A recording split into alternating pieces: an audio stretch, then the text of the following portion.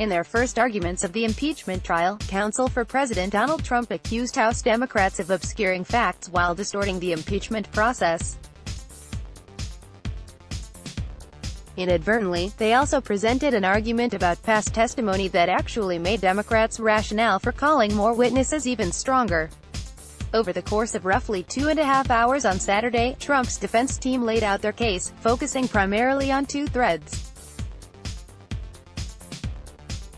For one, they argued Democrats' impeachment inquiry had nothing to do with concerns of the president's wrongdoing but was actually aimed at overturning the results of the 2016 election, or, failing that, impeding Trump's 2020 campaign.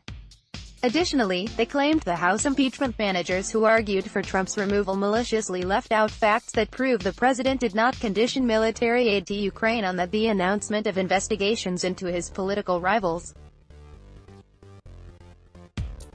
Instead, they said his decision to withhold aid was driven by worries over corruption and burden sharing with other nations. They've basically said, let's cancel an election over a meeting with Ukraine, White House counsel Pat Cipollone said. To provide support for the two prongs of their defense, Trump's counsel addressed a wide range of topics, many of which have become familiar refrains. They attacked impeachment manager Rep.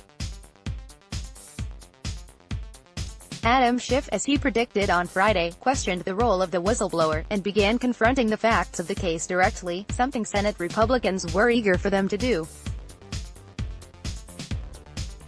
We believe when you hear the facts, and that's what we intend to cover today, the facts, you'll find the president did absolutely nothing wrong, Cipollone said.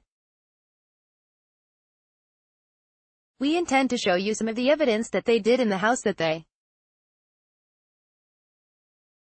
made a decision not to show you, utilizing video clips and excerpts from some of the same witness testimony and documents that impeachment managers showcased during their arguments. Trump's counsel offered evidence aimed at undercutting the charges included in Trump's articles of impeachment, particularly the charge that he abused his power.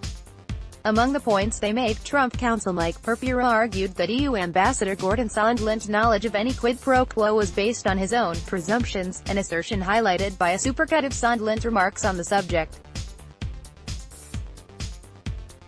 However, Democratic impeachment managers have pointed to testimony from other officials, including acting ambassador to Ukraine Bill Taylor, who previously said Sondland spoke with Ukrainian official Andriy Yermak and told him there would be no aid without the investigations. The managers also noted Sondland told State Department aide David Holmes that Trump only cared about big stuff, like the investigations, when it came to Ukraine. They further emphasized how acting White House Chief of Staff Mick Mulvaney, during a public press conference, explicitly referenced the conditioning of the release of military aid on an investigation into an alleged Democratic server in Ukraine. Trump's counsel did not mention any of this, nor did they explain how Sondland saying he made some presumptions apparently negates the facts Democrats presented.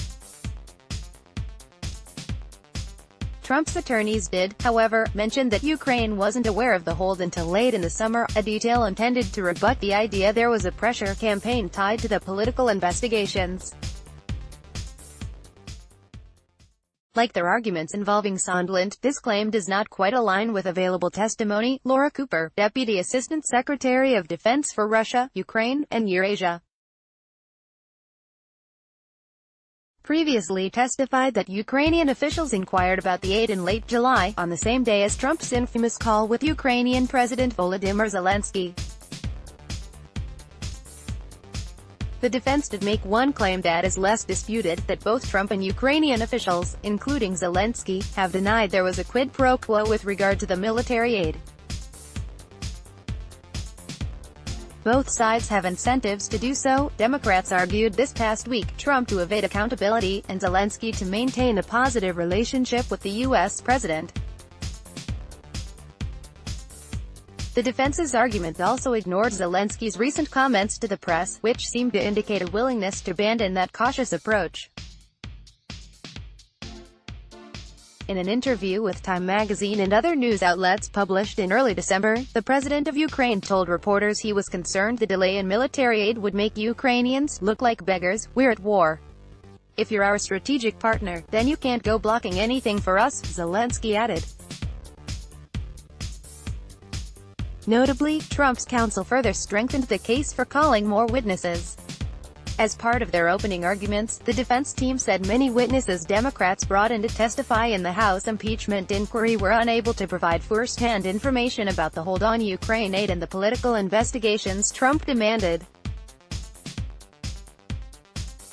Most of the Democrats' witnesses have never spoken to the president at all, let alone about Ukraine security assistance, Purpura said.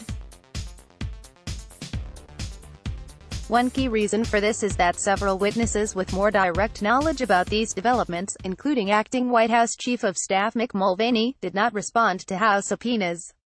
These witnesses could still testify in front of the Senate if lawmakers vote in favor of it. By drawing attention to the role that these witnesses could play, Trump's counsel suggested there are unheard from officials who could, in fact, offer more direct information about the charges levied against the president. Democrats emphasized this point after trial proceedings concluded for the day. They made a really compelling case for why the Senate should call witnesses and documents, Senate Minority Leader Chuck Schumer told reporters.